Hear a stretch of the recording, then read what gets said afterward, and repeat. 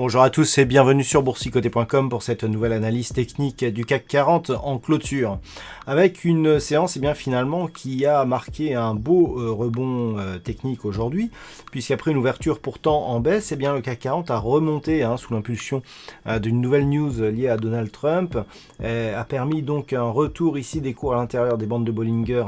Et donc on est venu avaler ici le corps de la précédente bougie avec des points bas ici et des points hauts supérieurs à la bougie précédente. Le CAC 40 en clôturant à 5799,68 regagne 1,27% par rapport à la clôture de la séance précédente. Donc on a bien ici une transformation du rebond technique. On a encore une fois des éléments assez intéressants sur cette configuration. Et nous allons voir que, même si tout n'est pas encore gagné, c'est une belle réintégration en tout cas.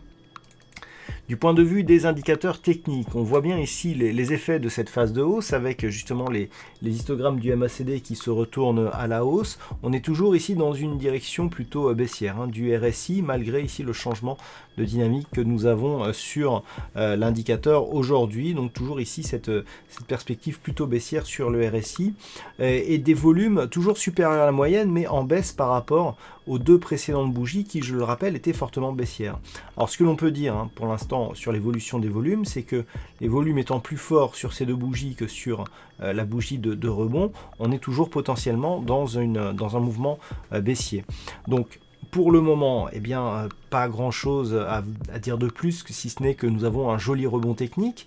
Les zones, je dirais, critiques pour transformer éventuellement ce rebond en retournement n'ayant pas été atteinte, on reste sur une perspective plutôt baissière. Alors pourquoi baissière? Tout simplement parce que nous avons ici donc la cassure de cette zone ici est 5832 qui était le point bas significatif ici entre les deux précédents points hauts, qui n'a pas été reprise.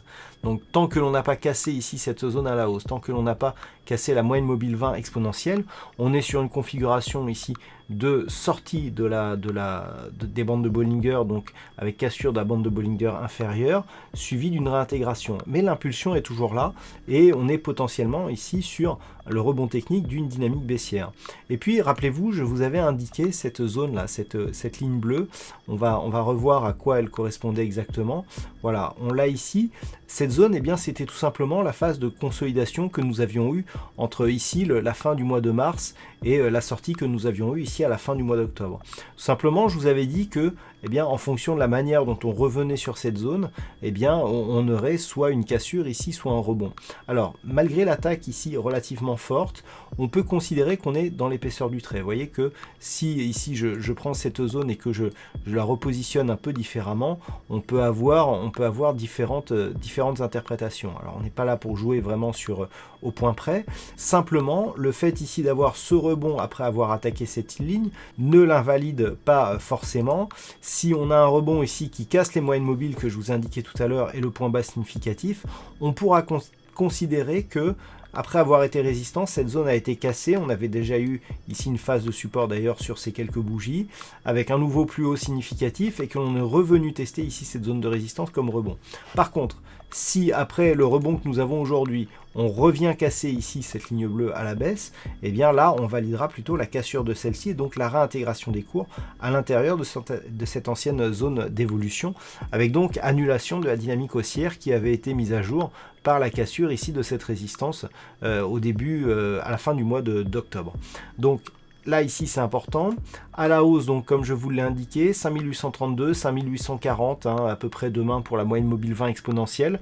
Tant que l'on est entre ces deux zones, ça se neutralise un petit peu, sachant que si on casse ici la zone 5840, la moyenne mobile, on pourrait revenir sur la zone des 5902 dont on sait que elle est critique, plutôt critique dans la poursuite de la dynamique. Mais déjà si on vient ici tester la zone des 5902, on aura énormément affaibli ici cette dynamique baissière qui avait été mise en évidence par cette impulsion.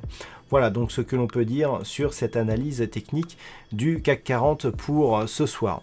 D'un point de vue purement statistique, on a une configuration qui nous donne assez peu d'occurrences par rapport à la configuration du jour.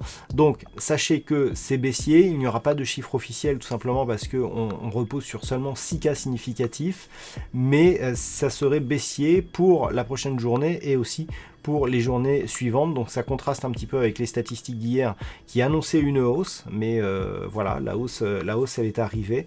Maintenant, la phase de baisse qui suit, malheureusement, on n'a pas assez de cas significatifs pour la confirmer. Voilà donc pour ce point en clôture. Passez une bonne soirée. On se retrouve dès demain pour d'autres analyses techniques, toujours sur le site boursicoté.com.